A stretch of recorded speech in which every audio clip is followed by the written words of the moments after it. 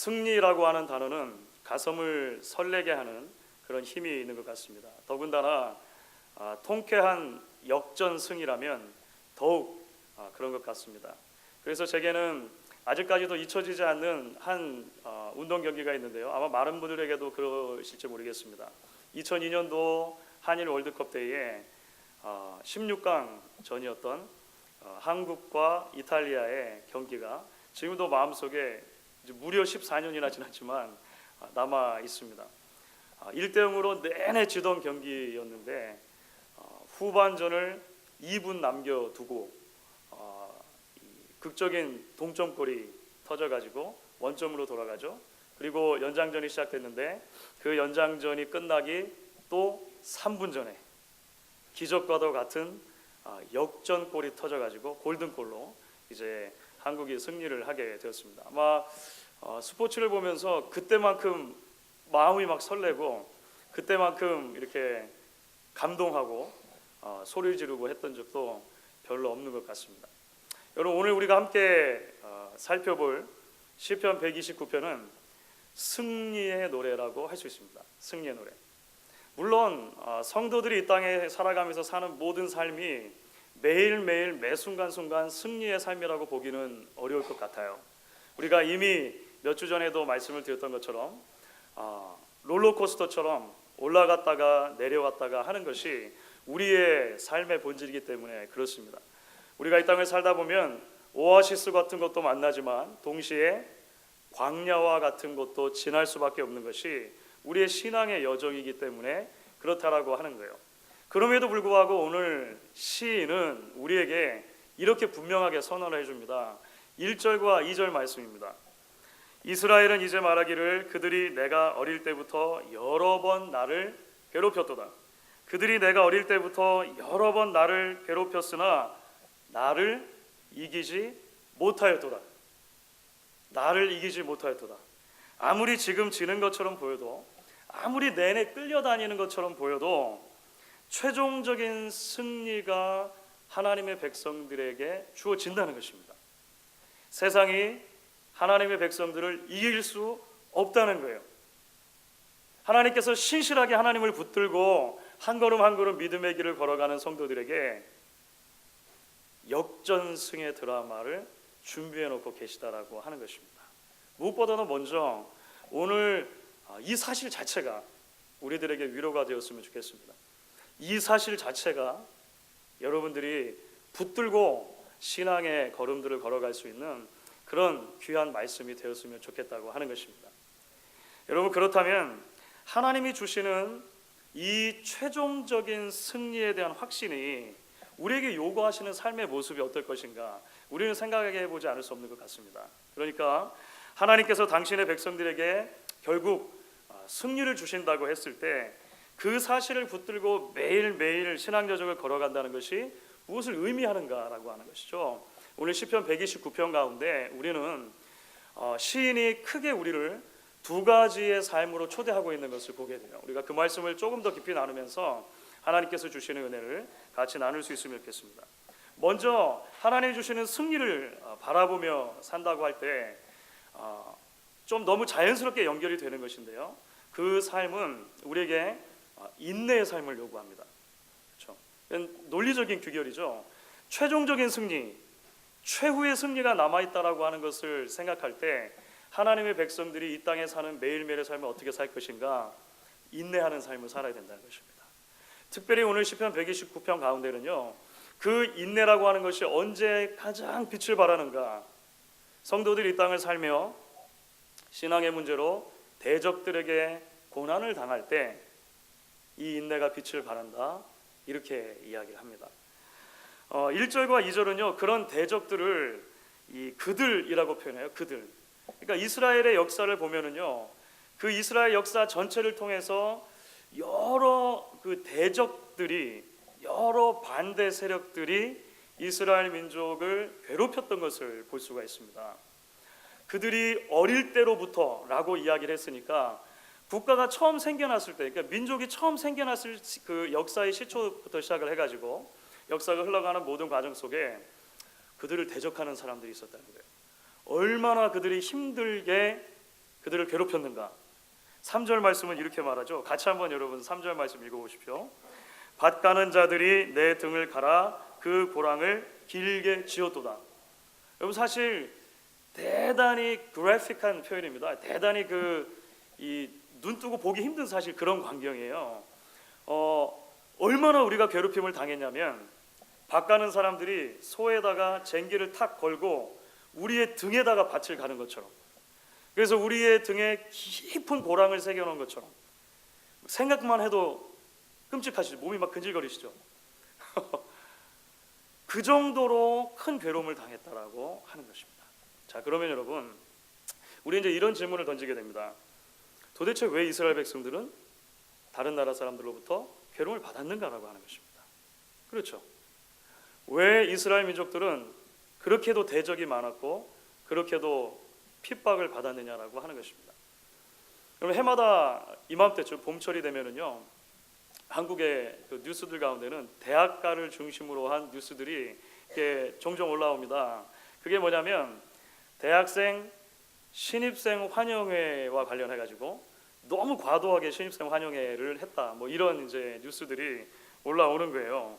막 대학에 들어온 새내기들에게 막 폭음을 강요하기도 하고, 꼭 군대처럼 군기 잡는다고 얼차례를 주기도 하고, 그래서 뭐 크고 작은 사고들이 한국에서는 있다, 뭐 이런 이야기를 듣지 않습니까? 올해도 뭐 한 달 전입니다. 3월 달이 이제 개학하고 얼마 지나지 않아서 그냥 몇 개 올라온 이 뉴스 꼭지들만 보더라도요, 뭐 이런 것들이 올라왔습니다. 일탈로 얼룩진 대학 신입생 환영회, 지성의 전당 만나, 뭐 이런 거 있지 않습니까? 마시고 죽자 대학 신입생 환영회, 이제 그만, 뭐 이런 거. 대학 신입생 환영회 성희롱 있었다, 이런 이제 꼭지들이 올라온 것이죠. 그런데요, 제가 얼마 전에 아주 흥미로운 글 하나를 읽었습니다. 이런 그 신입생 환영회의 혹독한 신고식 전통이 어제 오늘의 일이 아니라 조선시대까지 거슬러 올라간다. 조선시대까지.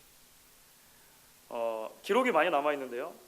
당시에 국립대학이라고 할 수 있는 성균관에 유생들이 입학을 해가지고 기숙사에 들어가면 그때도 예외 없이 선배들이 이 후배들을 괴롭혔다는 거예요. 신입생들을 얼차해주고 괴롭혔다는 것입니다. 과거 급제해가지고 관직에 나가면 관직에 처음 나온 새내기 관직 맡은 사람들이죠. 선배들이 얼마나 신고식을 혹독하게 치렀느냐면요, 다산 정약용도, 율곡 이이도 이 신입생 환영회를 피해갈 수가 없었던 거예요. 너무나 힘들어가지고. 그래서 다산 정약용 선생이 남긴 글이 하나 있어요. 이런 글이 있습니다. 절뚝걸음으로 개 줍는 신용하고 수리 부엉이 울음소리를 내고 시키는 대로 다 해보았지만 안 되는 걸 어쩌겠는가. 여러분, 이게 우리가 알고 있는 그 당대 최고의 지성이었던 다산 정약용 선생이요, 그 신입생 환영회가 너무 힘들어가지고, 그렇죠, 이렇게 남겨놓은 것입니다. 사랑하는 여러분, 제가 왜 이런 말씀 드리냐면요, 이스라엘 민족들이 왜 도대체 그들의 역사 속에서 그만큼 고생을 당하고 어려움을 당했냐는 것입니다. 그들이 과연 가나안 땅에 비교적 처음 들어간 신입생들이기 때문에 새내기 신고식을 치른 정도일까요? 사실 그렇지 않습니다. 영어 표현에도 그 New Kids on the Block이라는 표현 있잖아요. 그 동네에 새 아이가 들어왔다는 뭐 이런 표현이죠. 과연 이스라엘 민족이 가나안 땅에 많은 민족들이 살고 있는 가운데 New Kids on the Block, 새로 들어온 새내기이기 때문에 그렇게 괴로움을 당했냐고 하는 것입니다. 사실 그렇지 않은 것 같아요. 이스라엘 민족이 고난을 당한 것은 그것보다 훨씬 더 근본적인 이유가 있는 것입니다. 그것은 뭐냐면요, 이스라엘 민족이 하나님의 백성이기 때문에 그렇습니다. 이스라엘 민족이 여호와 하나님을 창조주로 섬기고 그 하나님의 말씀에 순종하며 살아가는 하나님의 백성들이었기 때문이라고 하는 것이 가장 근본적인 이유가 된다라고 하는 것입니다. 물론 이스라엘 민족이 그렇게 하나님의 뜻대로 살아가는데 늘 그 100% 성공했던 것은 아닙니다. 그렇죠. 그들도 실수할 때가 있었고 그래서 하나님의 징계를 받은 적도 있었습니다. 하지만 1차적으로 하나님의 백성이 당하는 어려움은요, 세계관과 세계관이 부딪혔기 때문에 당한 것입니다. 신앙과 신앙이 부딪혔기 때문에 당한 것이에요. 삶을 바라보는 가치관과 가치관에 부딪혔기 때문에 당한 것입니다. 5절의 표현을 빌리자면요, 시온을 사랑하는 이들과 시온을 사랑하지 않은 이들의 차이점이라고 하는 것입니다. 8절의 표현을 빌리면은요, 여호와의 복을 구하고 여호와의 복을 받는 백성들과 그렇지 않은 백성들과의 차이점만큼이나 그 차이가 심각했다라고 하는 것입니다. 사랑하는 여러분, 한 사람이 하나님의 은혜를 경험하고 새로운 삶을 살기 시작하면요, 반드시 세상이 그것을 눈치채게 되어 있습니다. 반드시 세상이 그것을 주목하게끔 되어 있습니다. 왜냐하면 지금까지 살던 삶의 방식과 다른 삶의 방식, 삶의 가치를 가지고 살아가는 것이 보이기 때문에 그런 것입니다. 세상은 반드시 그 삶 속에 역사하시는 하나님의 일하심과 하나님의 역사하심을 이제는 불편하게 생각하는 시점이 온다는 거예요. 그러면 괴롭히는 것입니다. 부딪히니까 자꾸 어려움을 주게 된다라고 하는 것입니다. 여러분, 에스라 시대에 하나님의 성전을 새로 짓는 역사가 일어났습니다. 그렇죠? 하나님과 관계를 새로 회복하는 역사가 일어난 거예요. 그때 방해가 있었습니다. 그렇죠? 그 성전을 다시 재건하지 못하도록 주변에서 방해하는 사람들이 얼마나 많은지 몰라요. 지금도 마찬가지입니다. 우리가 하나님과 바른 관계를 유지하고 하나님을 정말 잘 섬기려고 하기 시작하면은요, 방해하는 사람들이 생기는 것입니다. 느헤미야 시대 때는요, 이스라엘 민족이 예루살렘 성을 다시 지으려고 했습니다. 하나님의 역사가 이루어지는 것입니다. 그때도 방해 역사가 있었습니다. 회방의 역사가 있었어요. 지금도 마찬가지입니다. 하나님의 공동체가 정말로 살아계신 하나님의 역사를 경험하려고 할 때 방해가 일어나는 것입니다. 회방이 일어나는 거예요. 그런데 여러분 아십니까? 인내는 바로 그때 빛을 발한다고 하는 거예요. 그렇죠? 오늘 시인이 고백하는 게 그것입니다. 바로 그때 인내가 빛을 발한다라고 이야기를 합니다. 어떤 방식으로 인내가 빛을 발합니까? 그런 신앙으로 인한 고통과 괴로움과 환난 가운데서 좌절하지 않고 낙심하지 않고 하나님을 붙들게 하는 것입니다. 그렇죠? 최종적인 승리가 하나님께 있다라고 믿게 되니까 지금 현재 자기 자신이 재판관 노릇을 하지 않으려고 하는 것입니다. 하나님이 최종적인 재판장이시고 최종적으로 손을 들어주실 것을 확신하니까 내가 복수자의 자리에 서지 않도록 하는 것이죠. 오히려 연단된 꿋꿋함을 가지고요, 자기 자신을 하나님께서 왜 불러주셨는가, 그 하나님의 부르심에 집중하게 된다는 것이죠. 저는 이런 종류의 그 인내를 바울에게서 보게 됩니다. 물론 바울의 여러 삶의 대목을 우리가 이야기할 수 있겠습니다만, 우리가 조금 긴 구절인데 저에게 비교적 익숙한 구절입니다. 바울이 얼마만큼 그 고난을 당했는가 뭐 이런 것을 자기가 기록한 부분이 있어요. 고린도 후서 11장 23절 하반절부터 28절까지 말씀입니다. 여러분 한번 찬찬히 쭉 살펴보십시오. 제가 읽어보겠습니다. 내가 수고를 넘치도록 하고 옥에 갇히기도 더 많이 하고 매도 수없이 맞고 여러 번 죽을 뻔하였으니 유대인들에게 40에서 하나 감한매를 5번 맞았으며 3번 태장으로 맞고 1번 돌로 맞고 3번 파선하고 일주일을 깊은 바다에서 지냈으며 여러 번 여행하면서 강의 위험과 강도의 위험과 동족의 위험과 이방인의 위험과 신의 위험과 광야의 위험과 바다의 위험과 거짓 형제 중의 위험을 당하고 또 수고하며 애쓰고 여러 번 자지 못하고 줄이며 목마르고 여러 번 굶고 춥고 헐벗었노라. 세상에 어떻게 이런 고생이 다 있습니까?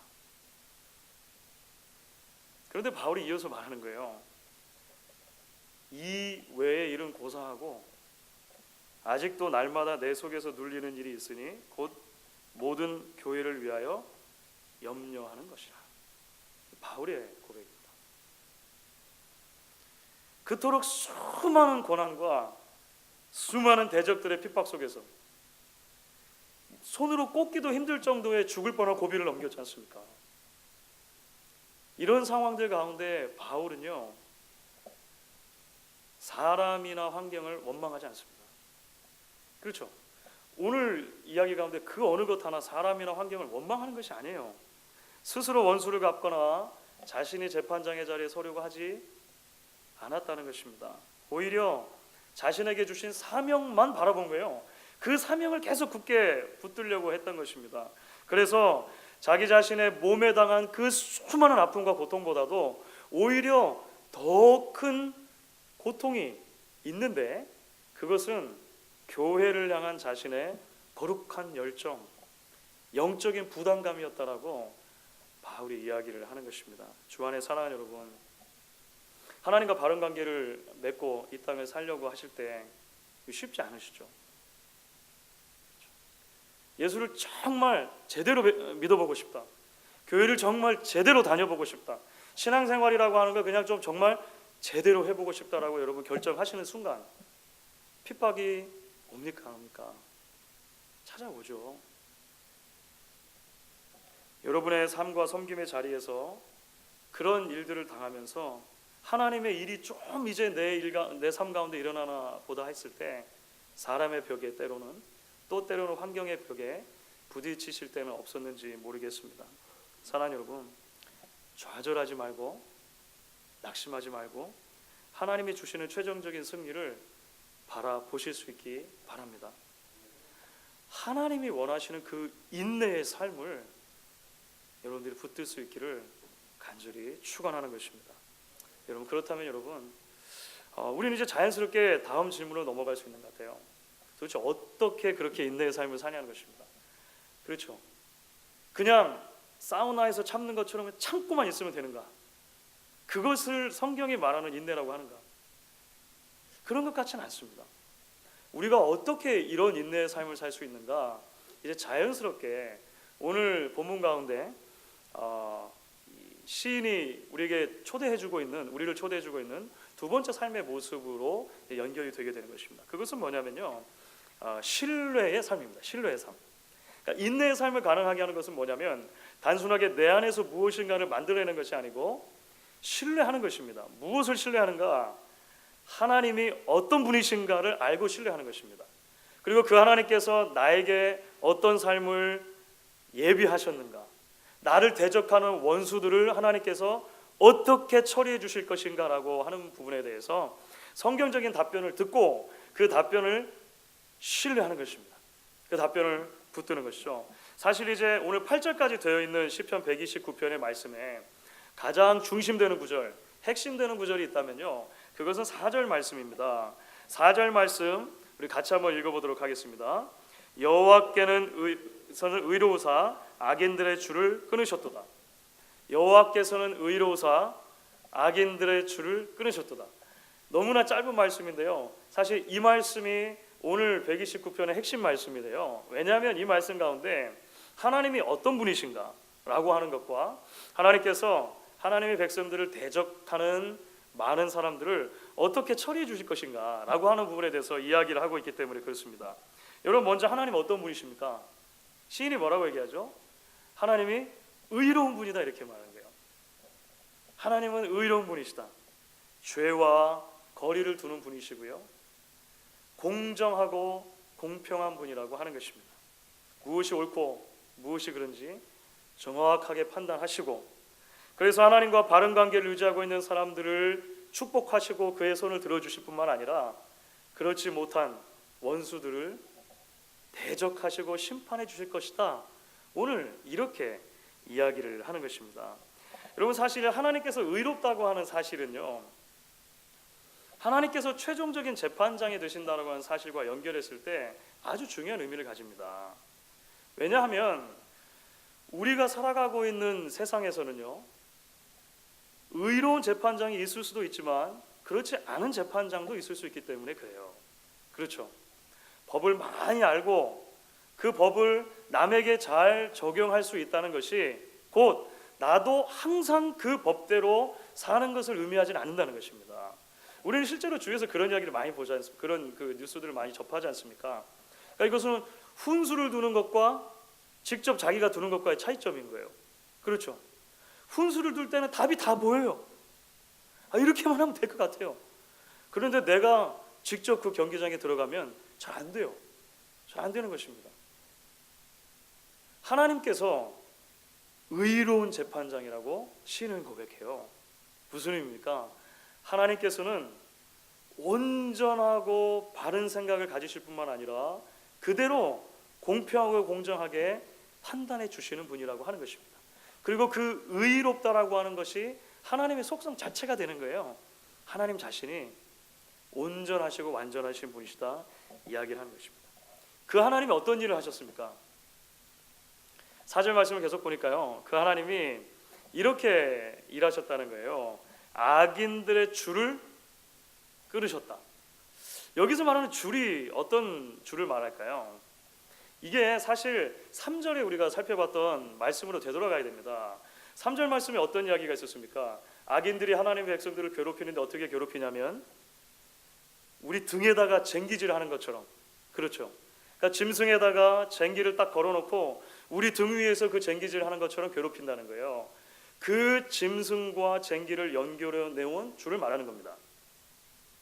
어느새 모르게 하나님께서 그 원수의 줄을 끊어놓으셨다는 거예요. 그렇죠?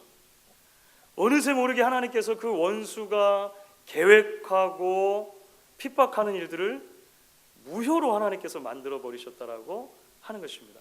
결국에는요, 이 악인들도 그런 상황에 처하게 된다는 거예요. 나중에 이제 5절부터 8절까지 말씀을 보시면 그런 이야기들이 이제 여러 가지 이 그림 언어들로 표현합니다. 지붕 위에 풀과 같아가지고 싹이 좀 났다가 더 이상 자라지 못하고 말라버리는 풀과 같다, 이렇게 말하고요. 그렇기 때문에 당연히 열매도 못 맺겠죠.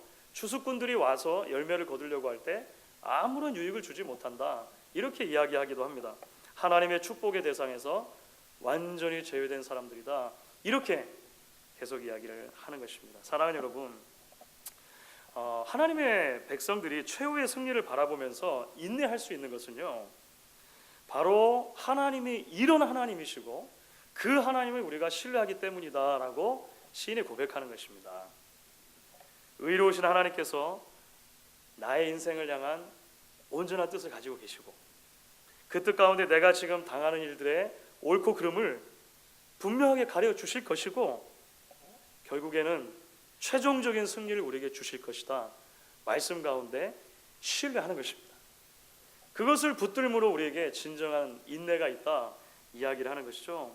여러분, 그런 의미에서 좀 전에도 제가 바울을 말씀드렸는데요, 사도 바울이 이제 그 말년에 이런 고백을 한 부분이 성경에 기록이 되어 있습니다.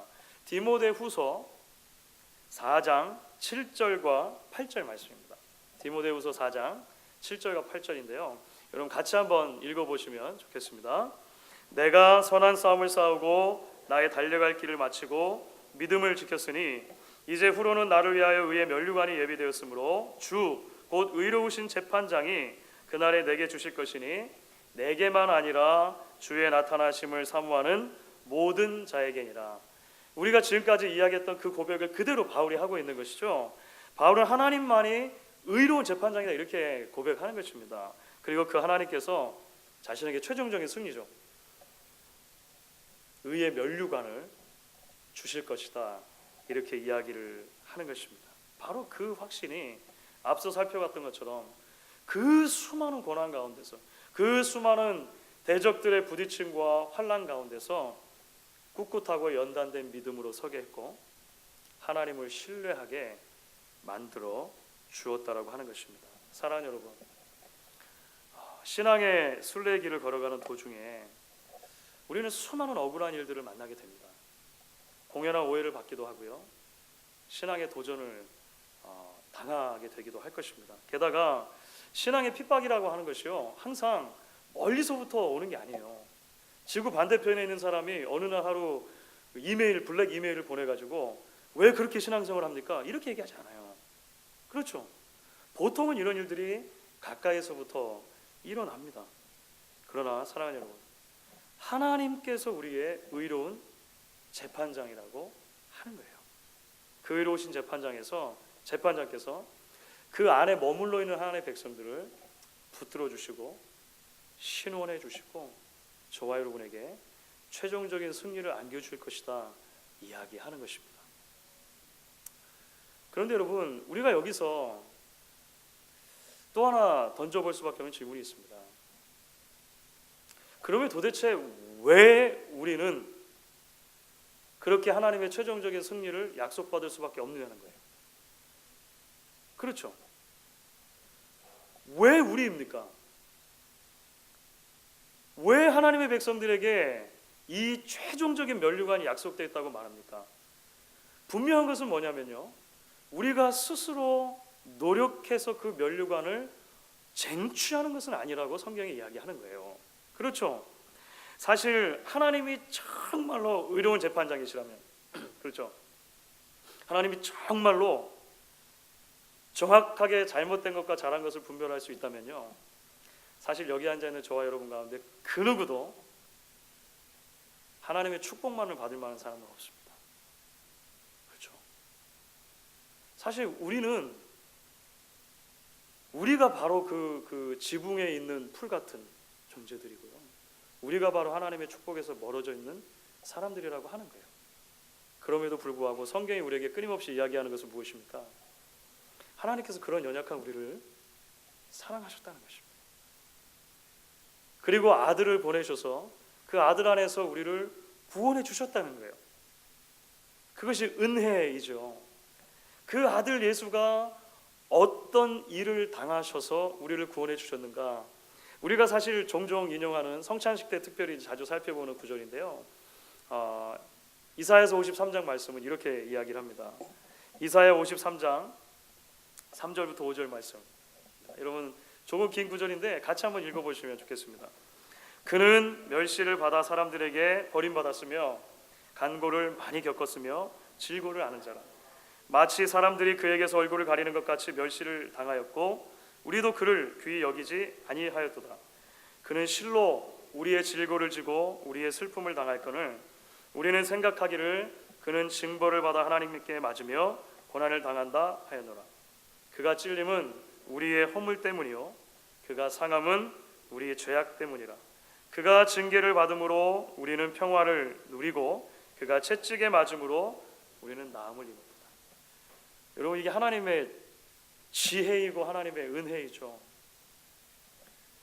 저와 여러분을 구속하시기 위해서 아들 예수께서 당하지 않으셔도 되는 그 무수한 핍박과 그 괴로움과 그 고통을 인내하셨다는 것입니다.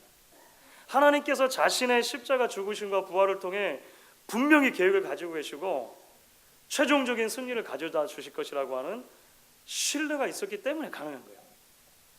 그 예수 그리스도의 인내와 신뢰가 저희를 하나님 백성 되게 했고 그 하나님의 백성이 되었다는 사실이 우리도 그 예수 안에서 최종적인 승리를 확신할 수 있는 자격을 부여해 주었다라고 하는 것입니다. 여러분, 이 사실을 믿으셔야 되는 거죠. 여러분, 그래서 히브리서 저자가 신앙의 순례의 길을 걸어가며 그렇게 고난당하고 그렇게 힘들어하고 그래서 좌절할 법한 히브리 교회들에게, 사람들에게 이렇게 이야기를 합니다. 너희가 피곤하여 낙심하지 않기 위하여 죄인들을 이같이 자기에게 거역하신 일을 참으신 일을 생각하라. 여러분, 큰 배가 바다 위를 이렇게 항해해 가는 것을 보면요, 참 놀랍습니다. 엄청나게 무거운 배잖아요. 그런데 바람도 좌우로 불고 파도도 좌우로 막 치고 그러는데도 불구하고 그 배가 바다 위를 항해해 갑니다. 배가 그 균형을 유지하면서 항해해 갈 수 있는 비결이 뭘까요? 그 평행수라고 하는 게 있습니다. 평행수.